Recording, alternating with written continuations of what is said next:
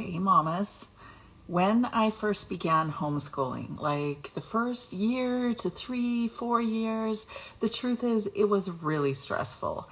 I wanted it to be freeing. That was what my goal was behind homeschooling, is to live in freedom and to enjoy all the freedoms of this life, living it alongside our kids, helping them to become self-directed learners. And what I didn't understand then was also to live a purposeful life for us and for our kids. I thought at that time that the key to our success was getting organized. Can I hear an amen? Because I know when I'm having conversations with moms that one of the most frequent conversation points is just, can you give me the right curriculum, or you can give me the right routines, and then I'm going to be organized and I'll be able to do this thing. Oh, and also after a few months or a few years, can you help me understand why my child is not motivated and why I'm feeling kind of exhausted, drained, stressed? That was my experience. I thought that getting organized was the key to homeschooling. Turns out I've learned that the key is really letting go. Who knew? Letting go of rigid expectations, letting go of guilt and fear, letting go of the idea that learning only counts if it looks like school. The shift for me didn't just bring peace to my homeschool. It brought me more fun and joy. I felt more present. I was able to enjoy it more. So let me share a bit of my journey. Imagine 4 kids, the homeschool mom industry average, or at least it was when I was homeschooling.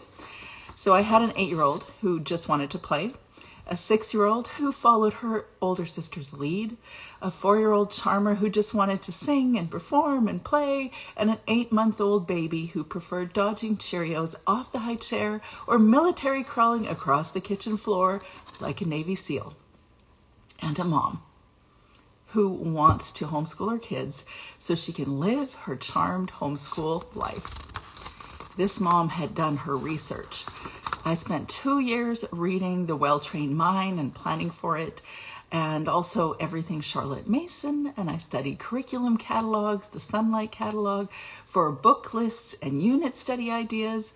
I had a plan, I had a planner, I had colored pencils, I had educational posters and books, so many books, a schedule, and even a bell. Yeah, I did.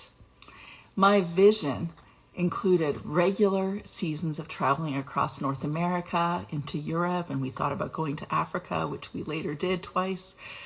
I incorporated extracurricular activities, known all of the extracurricular activities that anyone in our area knew about. For us, it was violin and piano and voice and theater and logic and economics and entrepreneurship and dance and chess and personal finance, and I could keep going. We did everything. But alongside our dreams of an individualized, rich education, I also carried this. I carried a nagging sense that what I was doing wasn't good enough. It wasn't quite measuring up. Can I hear an amen? Do you relate to that? Because I hear that on repeat. I don't know if it's enough. I found myself constructing 3-point mental essays every time someone asked me about my homeschool choice. And despite the carefully crafted schedule, my home still echoed the complaints and bickering around our homeschool table. And it wasn't just the kids that were complaining and bickering. It was me. Most troubling were the persistent worries about gaps. Gaps. Can I hear an amen? This right here, what if my child has a gap? What will my child be missing? Are other kids learning things that my kids aren't? Am I doing it wrong? It didn't take very long for me to realize that this approach was not working. It didn't feel satisfying. It felt whatever the opposite of freeing is, feeling like I was living in a cage and stressed. It didn't take long. Maybe for me, it took about 3 years. So I pushed through those feelings until I finally had a breaking point in a slump month on the 3rd or 4th year. So this is me. This is my homeschool story. I am now a graduated homeschool mom, a certified life coach serving in the homeschool mom space. But for me, over 2 decades, I gradually transitioned to an unconventional approach to education, one that doesn't neatly fit any homeschool method. It doesn't fit any homeschool curriculum. I don't declare myself an unschooler or a Charlotte Masoner or a classical homeschooler. Sometimes I'll say, well, I was kind of toying with the idea of classical unschooling. That might be the first time you've heard that. But I was all over the place. I didn't pin myself in because I discovered that the way we were doing it had to fit the child that was in my home. And that would be the 4 kids in my home.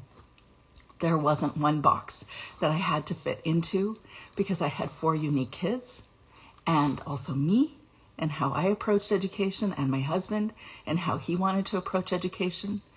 I've learned that there isn't a one-size-fits-all box. It doesn't exist. And the only box I really enjoy is a box of sweet Georgia Browns. So when we decide to homeschool, we know we need to leave the school behind, but that doesn't mean we actually leave the school mindset. We carry preconceived notions that we need to be a teacher, or that kids should always be busy, or that learning comes best through, you fill in the blank, lectures, testings, workbooks. You can probably give me many schooled mindsets that you struggle to leave behind. You know that they're not really fitting your homeschool or home education experience, but it's really hard to let it go. And it's really hard not to compare ourselves to what other people are doing, whether it's in someone else's homeschool or whether it is in a local, neighborhood school. Yes, Amy, I'm struggling with paralysis and intimidation around teaching my child to read at 8. She's ready, but I don't know where to start. Yeah, classical unschooling was how I started 5 years ago. Thank you for sharing. Thank you for sharing that. We live in this conventionally schooled world with so many mindsets around what education really is, what learning really is. But what I've learned over the course of my home education and mothering years, my youngest is 16, my oldest is 24, and 3 of them are graduated. 1 is about to graduate. What I've learned the most is that the most important thing in our life really is the people in our home. When you hear a veteran homeschool mom say that connection is the key, the most important thing, it's not an exaggeration, it's true. There will not come a time later where you're like, I just wish that we had spent more time in the math workbook and we could have finished the entire unit before the end of May. Then I know I would have succeeded. That won't happen.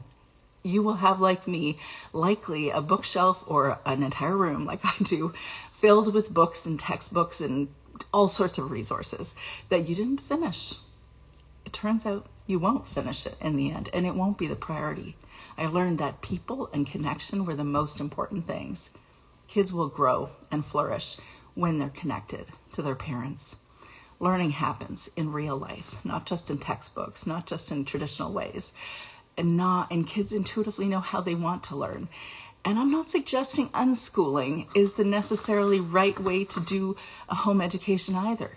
No, I'm not also agreeing with that. I'm suggesting that there is a confluence of things that are really appropriate for your homeschool. It's about you and each of the kids right in front of you.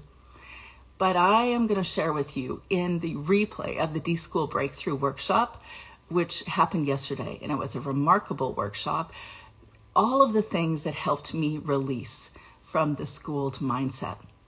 In 2 hours together, we're going to get to the root of what's really making homeschooling hard for you and build a homeschool approach that will actually feel like it is yours and it belongs to you, and you're going to stop comparing and you're going to really let go of the stress because you're going to recognize what is real for you and your homeschool. So inside this workshop, you're going to have access to the Deschool Action Plan. It's very practical. I've never seen anything like it before. In fact, just as a fun fact, me and my homeschool daughter, who is all grown up, we put it together. And it's really kind of fun doing this work with her. And she can see how I was thinking about her home education after the fact. But she also helped me create the Deschool Action Plan. I've got the actual workshop workbook to walk alongside you while you're doing the workbook. This is very actionable. And if you check out the stories for today, in my stories, you're going to see Hillary respond and say that this was a powerful workshop time together. Afterwards, you actually have the Deschool journaling workbook too, where you can work through it each morning. You'll discover the invisible beliefs that are holding you back, redefine what education means to you, and walk away with a roadmap to shift your homeschool to something that feels doable, not stressful, and enjoyable. If it sounds interesting to you, I would love to hear from you. I can send you a link for you to get to know or to check it out. And also, if you would like the Deschool Homeschool Checklist, then ask me for that too. It's totally free, and it'll give you a little hint at what might be to come, but also it'll give you tools too. I hope you have a beautiful week, and I'll talk to you soon.